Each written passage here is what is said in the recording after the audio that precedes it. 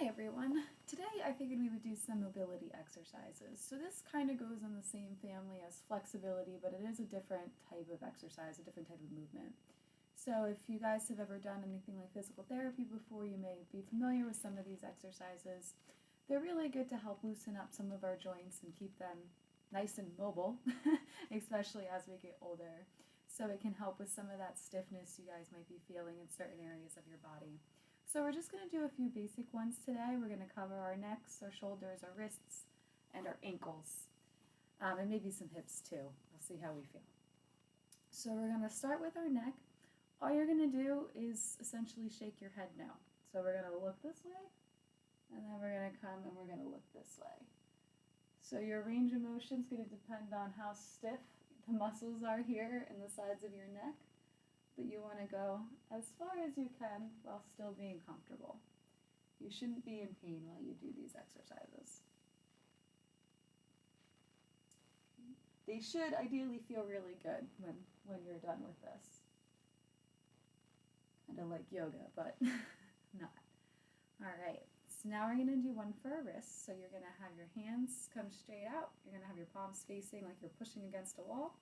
And we're just going to flip those hands down, and we're going to flip them back up. And this is going to help our wrists. You should feel a nice stretch in some of these tendons in here on your hands. So those of us that spend lots of time at computers or just writing, this might feel really good. And you might be, if you're tight, you might not get all the way down, and that's fine. You do whatever your range of motion is. The more you do these exercises, the more you'll find you get a little bit more movement, a little more range of motion. Okay, so this is the one for your hands. Now we'll do one for our shoulders.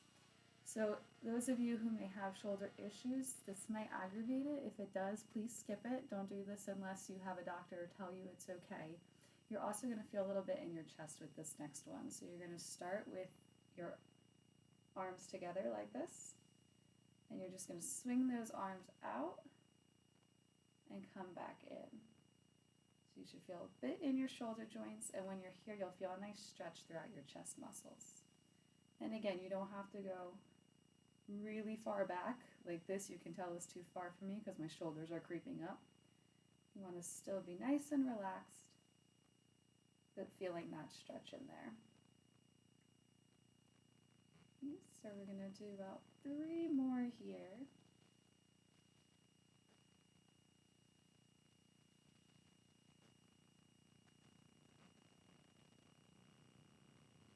Alright. So we'll do one for our hips. So if you're already sitting on the ground cross-legged like me, we're going to put our feet together now. And this is our butterfly stretch. Many of you might already be familiar with this.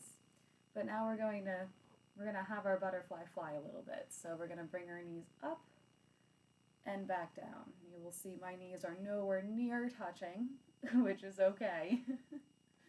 If you are flexible enough to make that happen, that's okay too. But you should feel your hips hopefully opening in there.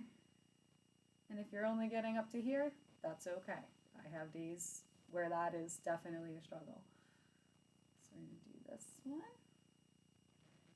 And you might find, especially with this exercise, that every rep you do, you might get a little further down when those wings go back to the ground. And that's a sign that the exercise is doing its job and it's opening those joints up.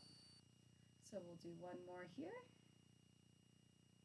All right, and now we're going to do one for our ankles. So it's probably going to be easier if you start with both feet on the ground. You're going to leave one foot there to balance yourself, and you can bring one leg up. Just grab yourself behind the thigh here, not your knee, behind your thigh.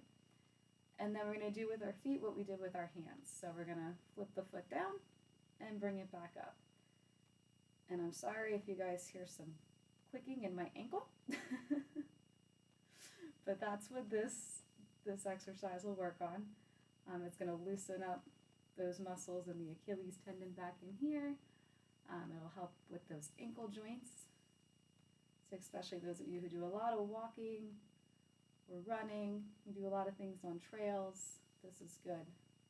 Good exercises to keep those little tiny muscles in our ankles nice and limber and strong.